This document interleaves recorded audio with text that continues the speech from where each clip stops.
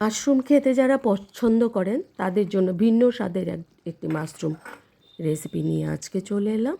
নমস্কার, কেমন আছেন সবাই? শুরুতে সকল বন্ধুদের অনেক অনেক স্বাগত জানাই।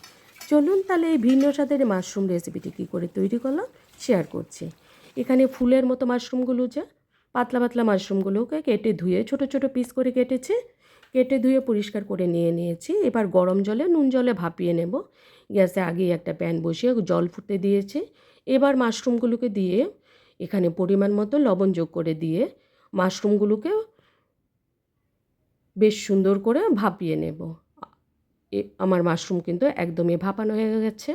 এবার মাশরুমগুলোকে একটা স্ট্রেনারের মধ্যে ছেঁকে তুলে নিয়েছি।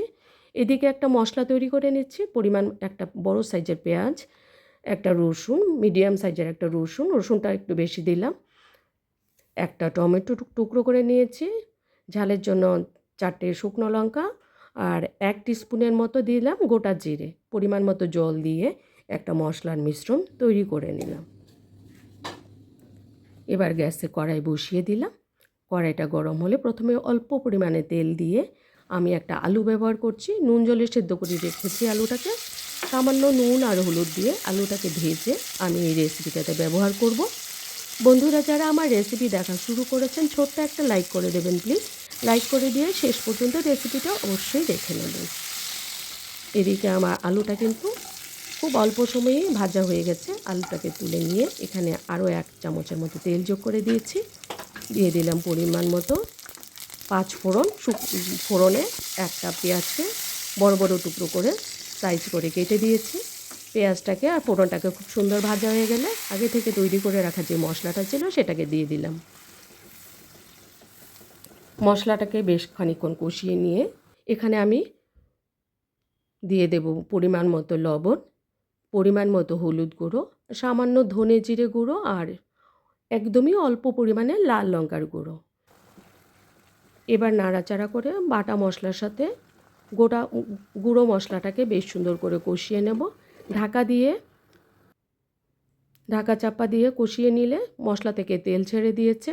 ঢাকাটা তুলে দিলাম। মশলাটা বেশ সুন্দর করে কষানো হয়ে গেছে। মশলাটা যত বেশি কষানো হবে এই রান্নার টেস্টটা ততই ভালো হবে। এবার আমি ভাপিয়ে রাখা মাশরুমটাকে দিয়ে দিলাম। মাশরুমটাকে দিয়ে মশলার সাথে বেশ সুন্দর করে কষিয়ে নেব। বন্ধুরা যারা আমার রেসিপি দেখা শুরু করেছেন, যদি নতুন বন্ধু হয়ে থাকেন অবশ্যই আমার চ্যানেলটা সাবস্ক্রাইব করে আমার সাথে থেকে যেতে পারেন। পুরনো বন্ধুদের সকলকে অসংখ্য ধন্যবাদ জানাই। আপনাদের সাথে কথা বলতে বলতে আমার মাশরুম কিন্তু একদমই কষানো হয়ে গেছে। এবার ঝোলের জন্য পরিমাণ মতো জল যোগ করে দিয়ে ঢাকা চাপা দিয়ে বেশ কিছুক্ষণ রান্না করে নেব, যতক্ষণ পর্যন্ত মাশরুমটা সফট হয়ে যায়। খুব কম সময়ে এই রেসিপিটা কিন্তু তৈরি হয়ে যায়। বন্ধুরা যারা মাশরুম খেতে পছন্দ করেন, খুব অল্প তেল মশলা এরকম করে মাশরুম তৈরি করে কিন্তু ফ্যামিলির সাথে অবশ্যই শেয়ার করতে পারেন। ঢাকাটা তুলে নিলাম। মশলাতে ঝোল থেকে কিন্তু তেলটা আলাদা হয়ে গেছে, তার মানে আমার রেসিপিটা একদমই তৈরি।